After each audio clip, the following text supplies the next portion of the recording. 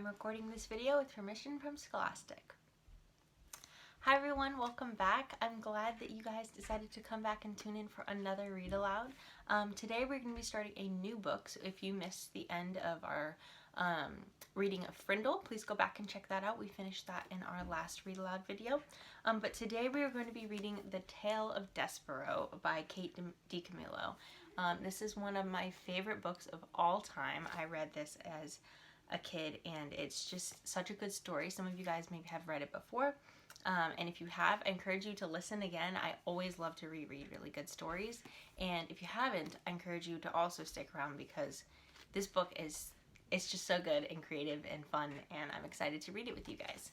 So I'm going to read you the little back description just so you can kind of get a sense for what the book's about. This book has also been turned into a movie, so maybe you have seen the movie. I do recommend, if you haven't seen the movie, to stick around and listen to the read aloud before watching the movie. I always think it's better to do it in that order. But yeah, both are good. So let's read the back of the description here. This is the story of Despereaux Ch, a mouse in love with music, stories, and a princess named P. It is also the story of a rat called Roscuro, who lives in darkness but covets a world filled with light. And it is the story of Miggery Sow, a slow-witted serving girl with a simple, impossible wish. These characters are about to embark on a journey that will lead them down into a horrible dungeon, up into a glittering castle, and ultimately into each other's lives. And what happens next? Reader, it is your destiny to find out. So you can already tell just from the little back description, this is going to be a very engaging, exciting book. And this author is very, very good. She's got lots of awards and everything. So I want to get started. And yeah, I'm excited to read with you guys. So thanks for tuning in today. So on the inside cover, it says, The Tale of Despereaux, being the story of a mouse, a princess, some soup, and a spool of thread. So this book is actually broken up into different smaller sections. There's chapters, and then there's kind of like big sections of chapters. And so the first section we're going to be reading is A Mouse is Born. And it has a little description here, and it says, The world is dark and light is precious. Come closer, dear reader. You must trust me. I am telling you a story. So, book the first, A Mouse is Born. Chapter 1, the last one. This story begins within the walls of a castle, with the birth of a mouse, a small mouse, the last mouse born to his parents and the only one of his litter to be born alive. Where are my babies? Said the exhausted mother when the ordeal was through. Show me to my babies. The father mouse held one small mouse up high. There's only this one, he said. The others are dead. Mon Dieu, just the one mouse, baby? Just the one. Will you name him? All that work for nothing, said the mother. She sighed. Oh, it is so sad. Is it such the disappointment? She was a French mouse who had arrived at the castle long ago in the luggage of a visiting French diplomat. Disappointment was one of her favorite words. She used it often. Will you name him? Repeated the father. Will I name him? Will I name him? Of course I will name him. But he will only die like the others. Oh, so sad. Oh, such the tragedy. The mother mouse held a handkerchief to her nose and then waved it in front of her face. She sniffed.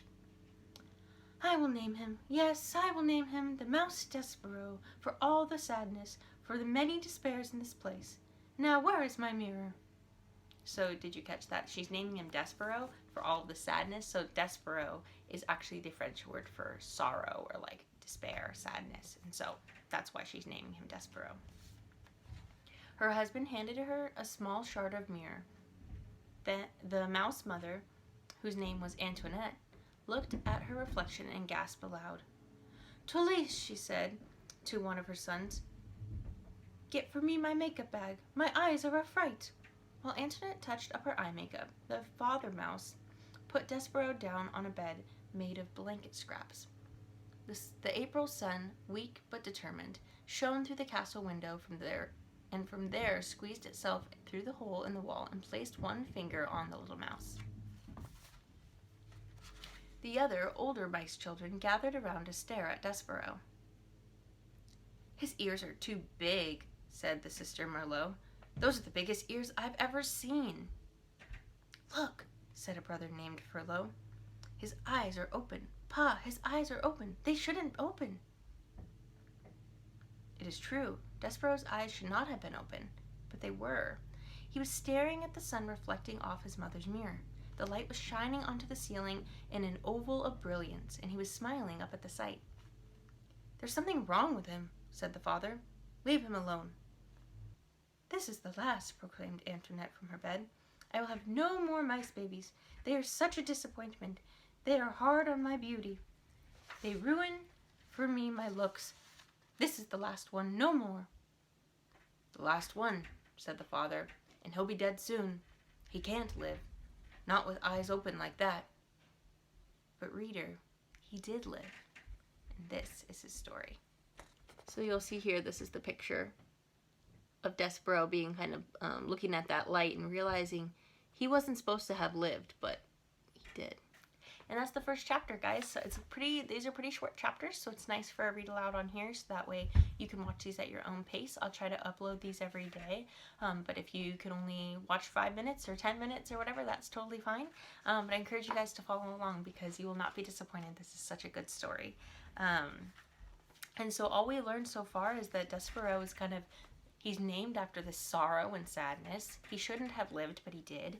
And he's going to be, like, you can tell his parents are kind of disappointed. They think he's going to die.